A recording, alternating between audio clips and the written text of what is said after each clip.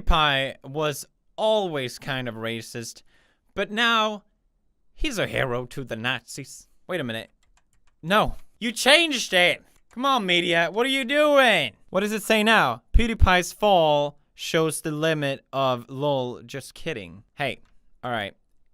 Emma Gray Ellis, may I just say that if you're gonna call someone a hero to the Nazis, you may want to double check if that's true or not. Because afterwards, you can't go, lol, just kidding. The amount of cherry picking that the media came out with after this whole thing to prove this narrative that I am somehow an anti-Semite was beautiful. Please keep doing it. It's hilarious. Vox Media posted this, unironically. Arguably similar to Nazi fashion. Recently, he has been wearing Himmler-style glasses and sporting a fasci, slang for fascist, Hitler Youth haircut. Vox, you got me. Damn it. I didn't want to admit this. I didn't want to talk about this. I love Korean fashion. I love K-pop. That's why I dyed my hair. I'm going through a midlife crisis here, okay? I want to be a K-pop star. J.K. Rowling is calling me a fascist. Why? I don't... I guess she read it on she read it off a headline and sort of went with it. Well, I read on an online article that you once said in an interview that you found dressing up as a Nazi arousing. I read that on an online website, so it must be true.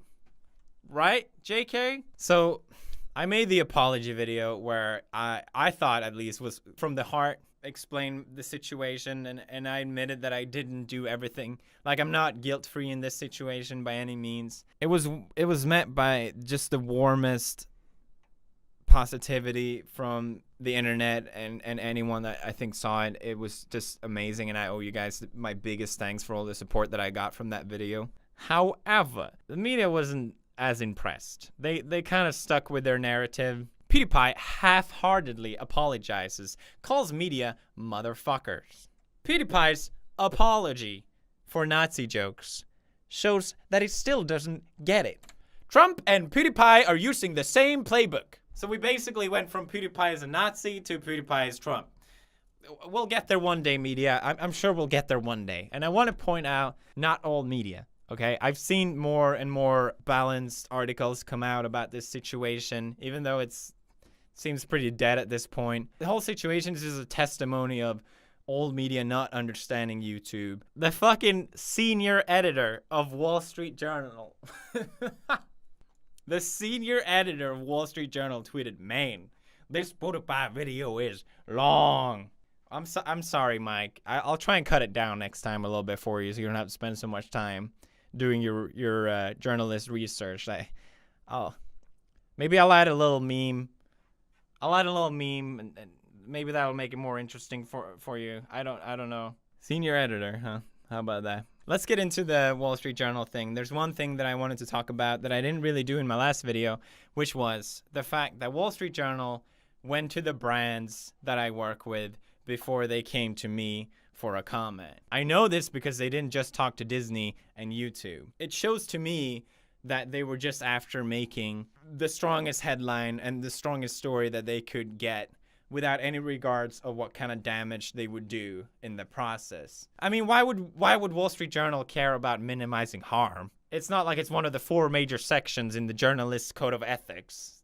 I mean, why would Wall Street Journal care about that? I don't understand. They wanted that headline. They got the headline. Wall Street Journal should have tried to get a response from me directly to begin with, not going to brands I work with first. Proves to me their maliciousness. Christopher Mintz of the Wall Street Journal tweeted back at me, "Demonstrably false. But anyway, welcome to our post-truth age." He says nothing, absolutely nothing, gets printed in the Wall Street Journal without an attempt to reach a mentioned subject for comment. So it seems fair, right? But then he goes and says, "I have no idea about the chronology."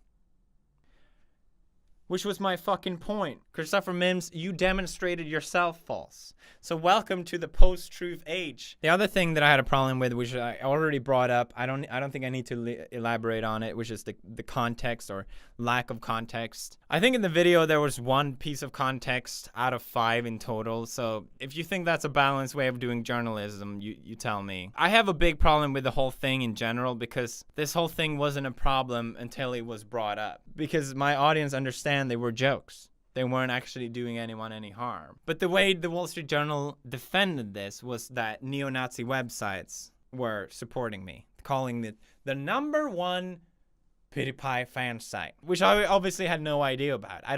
Believe it or not, I don't go to neo-Nazi websites. The Wall Street Journal condemns me for using posts. They don't call it jokes. They literally says that the fact that I use Adolf Hitler and the fact that I use Nazi imagery, that's bad enough. It seems right here that you are guilty of the same thing. Oh look, there is Hitler. This looks like Nazi imagery to me. Someone start the press. I think we have a scoop.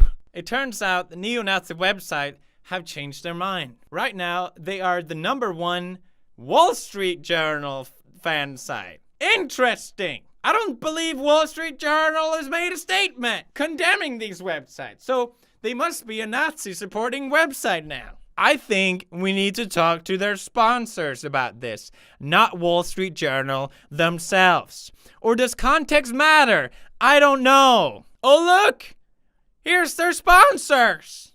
How about that? Guess we need to talk to them first. I realize how childish I sound. Okay.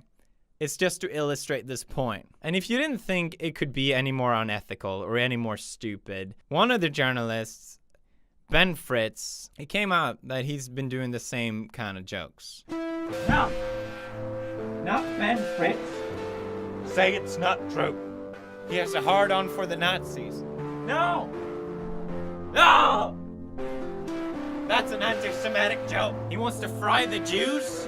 No, I don't even, sorry. I don't even want to show these jokes. I don't show anti-Semitic imagery on my channel. That's disgusting. I'm so disappointed in you, Ben Fritz. I didn't want to say this because it didn't feel necessary.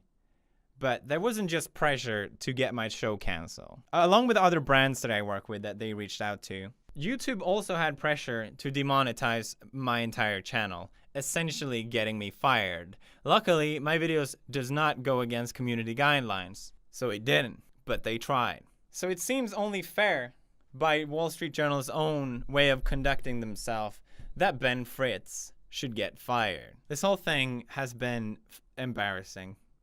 It's been a fiasco. It doesn't make me happy when I find like these things out. It makes me sad that this is the world we live in, where people make articles about people making jokes that they make themselves, trying to get their lives ruined. A thing that I saw a lot on the media was that because I said Wall Street Journal did this attack on me and people just didn't believe me, like what does Wall Street Journal has to gain from that? Or they're such a different organization, like they have nothing to do with what I do, so it wouldn't make any sense. Well, here's a graph showing the trust in media going down based on age. I assume that pieces like this is not helping with that. Here's a graph of the newspaper ad revenue from digital and print, showing decrease of revenue in the media. Oh, okay, so Wall Street is losing influence and income. I wonder who's gaining that right now. So what does Wall Street Journal has to gain from doing a piece like this on me? Nothing. Nothing, obviously. I mean, why else would they put the article behind a paywall twice? So Wall Street Journal is losing revenue. Maybe I should buy the Wall Street Journal. Actually, I don't know. It seems like a failing business to me.